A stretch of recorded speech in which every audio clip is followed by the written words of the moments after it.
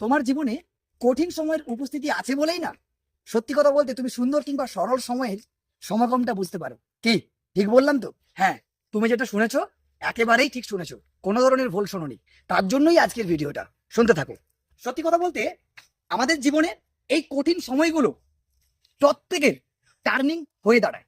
যদি সেই কঠিন সময়কে একবার বুঝে নিতে পারো, তারপরে কি আছে, আসলে জীবনের এই কঠিন সময়গুলো আমাদেরকে জেদি এবং অদম্য একজন মানুষ হিসেবে গড়ে তোলে। তাই তো তুমি আজকে এখনো পর্যন্ত অজেয়। সুতরাং এই কঠিন পরিস্থিতি তোমাকে বর্তমান সময়ে এমন ভাবে তৈরি করেছে যাতে আগামীর ভবিষ্যতের তরুণ প্রজন্ম তোমাকে দেখে অনুপ্রাণিত হয়। তাই তো কঠিন সময়কে মানতে হয়। একটা কথা মনে রেখো, তোমার জীবনে যত কঠিন সময় আসবে বা কঠিন সময়কে তুমি মোকাবিলা করবে, তোমার জীবনে একটা বড় ঝাঁকুনি হবে। আর তুমি যদি সেই ঝাঁকুনিকে একবার সহ্য করতে পেরে গেছো, তারপরে যেটা আসে আমাদের দেহে সেটা হচ্ছে সুন্দর এবং স্থিরতা একটা জায়গা। আর কঠিন সময়ের পরে যে স্থিরতাকে মানতে শিখে যায়, তাকে রুখে দেওয়ার ক্ষমতা কারণ নেই।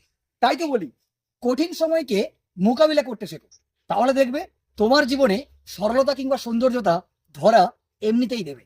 সুতরাং চ্যালেঞ্জকে যে মানুষটা মোকাবিলা করে, তাকে রুখে দেওয়ার ক্ষমতা কারণ নেই। এই ভিডিওটা তোমার লাইফে একটা পজিটিভ ইম্প্যাক্ট ফেলবে, এটা আমার দৃঢ় বিশ্বাস। কি কথার সাথে এগ্রি তো?